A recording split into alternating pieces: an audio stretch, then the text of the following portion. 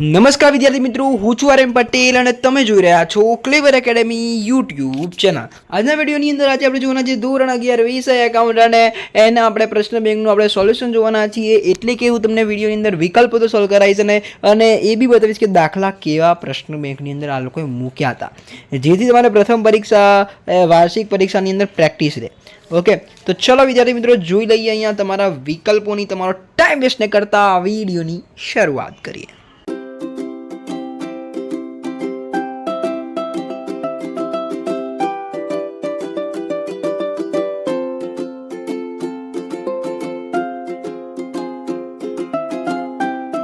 તો વિદ્યાર્થી મિત્રો પહેલો વિકલ્પ છે ઉધાર વેચેલ માલ પરત આવે ત્યારે માલની સાથે ગ્રાહક શું મોકલાવે છે?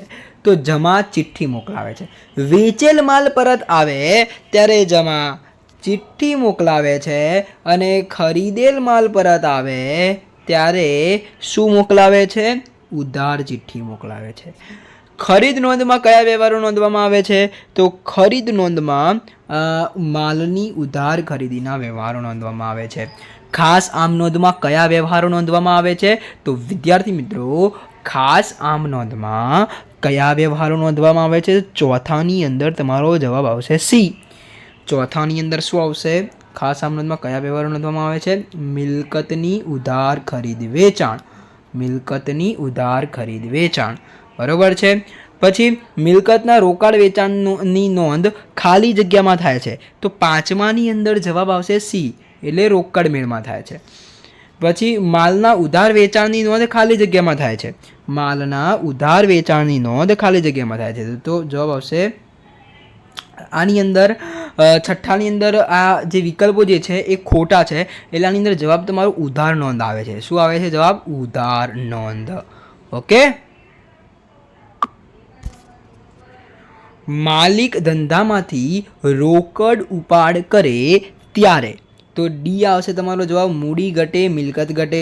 માલનું ઉધાર વેચાણ થાય ત્યારે, તો આઠમાનો જવાબ આવશે એ, એક મિલકત વધે અન્ય મિલકત ઘટે। હિસાબી સમીકરણ માટે નીચેનામાંથી કયું સાચું નથી? તો નવમાની અંદર ડી, સી માઇનસ એલ બરાબર એ। મહેસૂલી આવક રોકડમાં મળે ત્યારે, તો દસમાની અંદર તમારો જવાબ છે સી, મિલકત વધે મૂડી વધે। ધંધાનું દેવું ચૂકવવાનું માલિક કબૂલે ત્યારે, તેનો તમારો 11માનો તમારો જવાબ આવશે એ, મિલકત ઘટે અને દેવું ઘટે। 12મું પાકા સર્વેના મુખ્ય કેટલા અંગો છે? તો 12મું બી 2। ઓકે, તો પછી વિદ્યાર્થી મિત્રો વિભાગ નંબર બી, વિભાગ બી ની અંદર દેખો આ ચેપ્ટર નંબર 5માંથી પૂછેલું છે, હિસાબી સમીકરણનું ચેપ્ટર છે, બરોબર છે। આ કોઈ ઇમ્પોર્ટન્ટ ચેપ્ટર નથી, પણ આની અંદર ખાલી તમારું એક જ સૂત્ર તમારું એ છે, એ સૂત્ર આ પ્રકારનું સૂત્ર આવે છે, એ સૂત્ર તમારું આવે છે, એ સૂત્ર જ ઇમ્પોર્ટન્ટ હોય છે, બરોબર છે। આ બધા દાખલા એના હિસાબી સમીકરણને આધારિત છે, પણ આ ઇમ્પોર્ટન્ટ ચેપ્ટર છે નહીં। ઓકે, તમારા પ્રથમ પરીક્ષાની અંદર કોઈ દાખલાના ચોક્કસ ભાગ્યે જ પૂછાય છે, ફર્સ્ટ એક્ઝામના દાખલા, બરોબર, આ પ્રકારના દાખલા। ઓકે, મોસ્ટ ઓફ ઉદાહરણ આમ નોંધ, પેટા નોંધ એ બધા પ્રકારના દાખલા પૂછાતા હોય છે। ઓકે, આ દાખલો તમારો મોસ્ટ આઈએમપી થઈ જશે।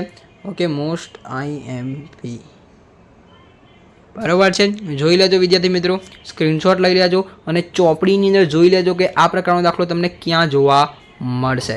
અહીંયા તમને દેખો ખાનાવાળી વેચાણ પરત નોંધ, એટલે કે ખાનાવાળી ખરીદ નોંધ, વેચાણ નોંધ, ખરીદ પરત નોંધ એ તમારે તૈયાર કરવાની છે, પેટા નોંધની અંદર છે આ ચેપ્ટર, બરાબર છે। આ ત્રીજો દાખલો, વસેકના દાખલા કોઈ ઇમ્પોર્ટન્ટ છે નહીં, બરાબર।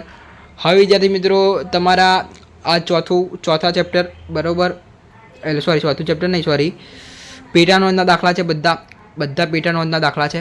ઓકે, જોઈ લો આ 5મો દાખલો, બરાબર છે।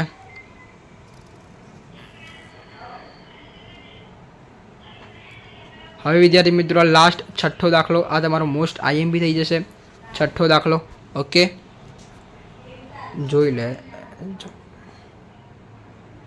તો વિદ્યાર્થી મિત્રો અહીંયા મેં તમને કહી દીધું કે કયા દાખલા ઇમ્પોર્ટન્ટ છે, કયા દાખલા ઇમ્પોર્ટન્ટ નહીં રહે, અને વિકલ્પોનું સોલ્યુશન આપી દીધું। વિડીયો સારો લાગી દે લાઈક કરી દેજો, ચેનલની અંદર નવા દેખના સબસ્ક્રાઈબ કરજો, બેલ આઇકનને જરૂરથી પ્રેસ કરજો। મળીશું નેક્સ્ટ વિડીયોમાં, ત્યાં સુધી good bye, take care, all the best.